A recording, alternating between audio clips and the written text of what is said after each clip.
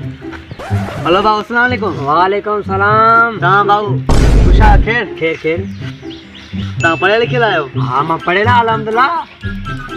घणो पढ़ेला? Inter pass हो? मां इंटर ते क्लियर कया। तुम राय यो सवाल आहे हिकिड़ो, मां ॿुधाए छॾियो आहे मूंखे। कहिड़ो सवाल आहे? सरीले का झंडो ॾिठो अथव? हा मां ॾिठो आहे। हुन में हाथी खे तलवार छो? हाथी खे तलवार छो हूंदी आहे? वॾो हिकु सवाल कहिड़े अॼु वञे मां। तूं ॿुधाए। मूंखे नथो अचे तई तव्हां पुछां नी। यार मूंखे बि थो अचे। हलो पोइ मां सोचे ॿुधायां। सही आहे, सही आहे। हाथी खे तलवार मां यार वञा थो कंहिंखां पुछी हिते वेही हुनखे ॿुधायां त मां त होशियारु थी वियो। हेलो बा, अस्सलाम वालेकुम। वालेकुम सलाम। भाउ छा हाल आहे? हा सही आहे बाबू, तव्हां ॿुधायो कुझु आयो? बाबू तव्हां पढ़ियल आहियो? फुल। तव्हां बाबू सरीले का झंडो ॾिठो अथव? हा। हुन में हाथी खे तलवार छो हूंदी आहे? हाथी खे तलवार? हा। इहो त मूंखे नथो अचे। मूंखां यार विसरी वियो आहे। पोइ यादि करे ॿुधाईंदा मूंखे? यादि 2 मिंट सोचां। 2 मिंट पोइ अची ॿुधायो। सही आहे। हाथी खे तलवार छो हूंदी आहे? हाथी खे तलवार छो हूंदी आहे? मां वञा थो कंहिंखां पुछां थो।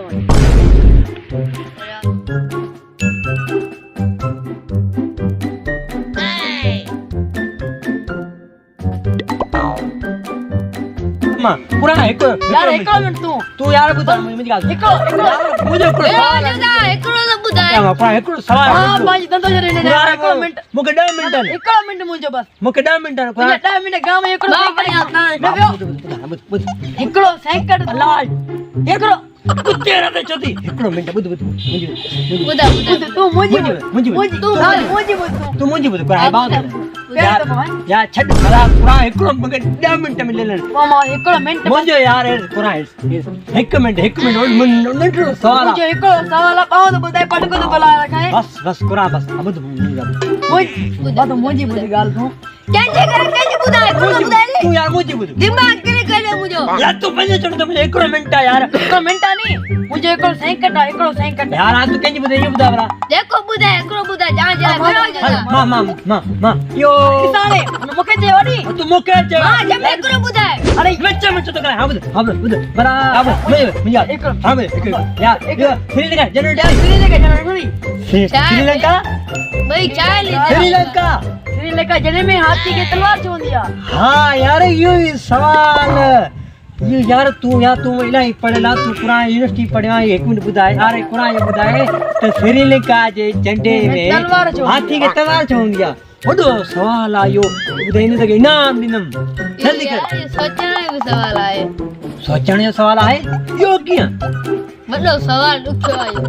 तव्हां यूनिवर्सिटी पढ़िया नी? हां पढ़ियलो। तव्हां हिकिड़ो मिंट बि न लॻंदो। बाबा मां पहला मुंहिंजा उस्ताद ने मूंखे ॾींदे सवाल मार पवे न लख लानत तई। हाणे तव्हां पढ़िया छो? हां पढ़िया तव्हां बि त पढ़िया 10-12 दर्जा। हाणे त इहो ख़बर न त तलवार हाथी हुई छो? असां उन मुल्क का पाकिस्तान मुल्क जो मूंखां ने हमरा सवाल इहो पुछियो कीअं? मूंखां बि इहो की पुछियो नी मचाल कहिड़ी थी उन्हें कीअं ॿुधाईंदुमि मां बि यार उनखे 8 मिंट ॾिया मां सिर्फ़ 2 मिंट ॾिया सच ॿुधाए। मिंट पूरा थियण वारा न अथई भला कुझु भला ॿुधाए भला छा आहे? अचे त ॿुधाए छा ॿुधाए दिमाग़ न ॿुधाईंदे अचे न तो न ॿुधाईंदे न ॿुधाईंदा बाबू छा करणो आहे हिनखे? हाणे पंहिंजो टाइम वेस्ट कयो नी। 10 मिंट तुंहिंजा विया 2 मिंट तुंहिंजा विया